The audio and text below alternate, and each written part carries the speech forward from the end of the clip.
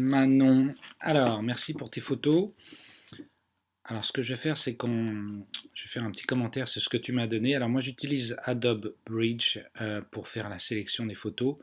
J'ai tout regroupé finalement dans un dossier pour l'instant déchets, pour voir un peu comment tu as pris la prise de vue par ordre de création en fait. Tu vois, et donc je vais ici, View, je vais sur Détail et j'ai la date de création 14h48, 52, 53, donc je vois exactement comment tu as procédé pour faire la création. Alors ce que je remarque déjà, c'est que tu as mis les fichiers RAW, NEF, c'est pas nécessaire sur le Drive. Comme j'ai dit, sur le Drive, c'est bien de mettre les fichiers JPEG, comme tu as fait ici, avec 1500 de côté, le plus long. Donc ça, c'est bien. Par contre, le TIFF, c'est pas nécessaire non plus, hein. Toutes les sélections, toutes les photos finalement qui doivent être sur le Drive doivent être en JPEG et non pas en F ni en TIFF parce que c'est beaucoup trop lourd. Tu vois, 40 mégas, 10 mégas, j'ai pas besoin de ça pour revoir toutes tes photos. Celle-là, elle est en 450, ça non plus ça va pas. Ce qu'il faut, c'est vraiment que ça soit en 1500 sur le côté le plus long partout. Je crois que le reste, voilà, ici tu étais en 1500. Là, tu es de nouveau en 450. Donc, il faut bien que tu fasses attention sur le côté le plus long, hein. Ici, c'est vertical, c'est en hauteur. De toute façon, horizontale, c'est ce côté-là qui doit être le plus long. Alors ensuite, sur la façon dont tu as procédé, sur tes sélections, c'est pas mal. Ce qui est intéressant déjà, c'est que tu as fait plusieurs photos d'une série. Tu vois, tu es resté sur la chaise, là, par exemple. Ensuite, tu as fait la chaise d'une certaine côté, tu l'as pris de haut, et puis tu as pris sur la machine à laver. Et ensuite par terre. Donc on y va. Je te montre un peu ce que ça fait. Donc là c'est en F. Et là 1500 en JPEG ça marche. Ici aussi c'est en F. Donc là c'est la même, hein, si je comprends bien. Noir et blanc, couleur. Ok. Donc là on est toujours en F, en F, en F. Et puis paf, voilà ce que ça donne. Comme moi j'ai à 450. Donc je suis obligé d'agrandir. Et franchement je vois pas du tout, je peux pas faire grand chose. Surtout que je ne crois pas avoir le fichier NEF de cette photo là. Est-ce que c'est celui-là? Est-ce que c'est la même photo? Je suis pas sûr. J'arrive pas trop à voir en fait si c'est exactement la même photo ou pas. Peut-être. Parce que tu vois, quand je suis obligé de faire tout ça, j'ai l'impression qu'elle tourne un peu plus à gauche, un peu plus à droite. Et quand je regarde la prise de vue, tu vois, on est à 15 heures et celle-là on est à 59. Donc il y a une vingtaine de secondes en plus. Donc c'est vrai que c'est dommage parce que j'ai pas le fichier NEF de cette photo là. En tout cas, d'après ta sélection, effectivement, c'est l'une des deux. Donc je continue, tu as pris d'en haut, tu as pris sur la machine, ensuite tu as pris sur la machine, là aussi j'ai l'impression que c'est la même. Donc toi là tu es en F, là tu es en TIFF, tu as eu raison de la passer en noir et blanc, mais c'était pas nécessaire de la mettre en TIFF, en JPEG, il suffisait amplement. Donc là aussi j'ai pas la version F, donc sur la machine, et là c'est pareil, tu me le fais en petit. Alors je suis embêté parce que j'arrive pas à voir bien ce que ça donne. 200% c'est pas mal. En tout cas, c'est une belle compo. Tu l'as pris de haut, elle ne regarde pas. C'est un joli portrait. J'aurais laissé un peu plus le pied, tu vois, reculer un peu plus pour laisser plus de marge à gauche et plus de marge en bas. Sinon le portrait elle a pas mal. Voilà, je suis obligé de revenir. Hop. Est-ce que c'est la même? J'arrive pas à voir bien si c'est la même photo ou pas. Pour le vérifier, je vais voir ça plus haut, dans les détails. Donc on est à 15, 25, 29. Donc tu vois, il y a des photos que j'ai pas. Bon, c'est pas trop grave. Si tu les as, ce serait bien de refaire une sélection, de me renvoyer en fait en JPEG tout ce que tu as fait avec 1500 du côté le plus long. Donc ensuite sur moi comment je procède. Donc là tu as mis une étoile, 2 étoiles. Je sais pas si c'est ceux qui sont à 2 étoiles qui sont ta sélection finale ou celle à 1 étoile. Moi comment je procède, c'est que dans mon dossier de départ, tout est en place. Je fais une première revue où je passe en revue les photos et que je mets effectivement une étoile ici. comme tu as fait. Là, par exemple, si je mettais une étoile, ça apparaît en bas à gauche. Je l'enlève.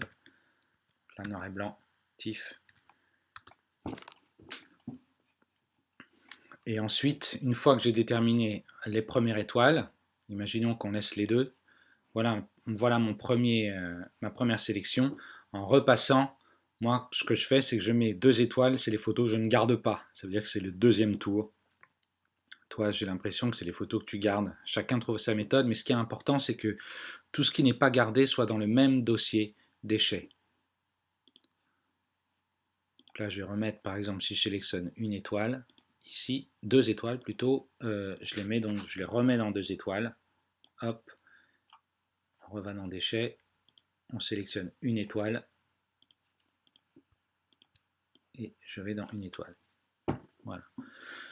Voilà, comment je fonctionne, c'est que c'est vrai que j'ai un fichier sélection avec une étoile, c'est celle que je garde, et toutes les autres, même si c'est 2 ou 3 étoiles, 2 étoiles correspondent à un deuxième tour, celle que j'élimine, 3 étoiles c'est le troisième tour, et je remets tout dans les déchets. Comme ça, dans les déchets, j'ai toutes les photos, et si le client me demande par exemple d'autres photos, il n'est pas content de la sélection que je lui propose, ça me permet de revenir dans mes déchets et de retravailler uniquement par un filtre en choisissant finalement celle que j'avais éliminée au deuxième tour.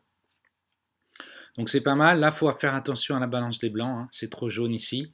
Au niveau de les déchets, par exemple. Moi, quand je regarde les déchets, est-ce que, par exemple, je pourrais choisir d'autres photos que tu n'as pas choisies? Bon, celle-là, on ne comprend pas bien. C'est vrai qu'elle est mieux en noir et blanc. Tu vois, quand on passe en noir et blanc tout de suite, c'est plus net, plus contraste. Donc, par moment, ça peut sauver des photos. Là, c'est un peu baveux. On passe en noir et blanc, c'est beaucoup mieux. Celle-là, pas terrible. Celle-là, je la trouve pas mal. Là, je vais mettre jaune pour mettre que c'est ma sélection avec une étoile. Celle-là, je la trouve intéressante. Une belle compo, et puis surtout, même si les lunettes sont un peu posées, c'est pas mal. Il faudrait juste, dans la balance des blancs, enlever tout ce jaune et mettre un peu plus froid. Celle-là, non. Celle-là, non. Celle-là, non. Ce genre de photo, il faut éviter hein, dans le genre de portrait. En tout cas, dans ce style de portrait. La contre-plongée pour un portrait, il faut faire attention. Hein, c'est pas toujours très flatteur. Là, c'est la même noir et blanc couleur. C'est vrai qu'en noir et blanc, elle est pas mal. Je mets une couleur jaune, une étoile. Ça veut dire que c'est moi qui l'ai choisi. Voilà, c'est intéressant. Mais bon, je crois que tu as choisi dans tes 2 étoiles, celle-là. Qui est mieux, effectivement. Un peu sombre, mais qui est quand même mieux. Là, je ne peux pas me rendre compte parce que c'est trop petit, mais je pense que c'est la photo la mieux hein, de la série. Voilà. Je continue dans les déchets. J'étais où? J'étais à peu près ici. Dans ce qui reste, donc celle-là ressemble étrangement à la première, celle que tu as choisie.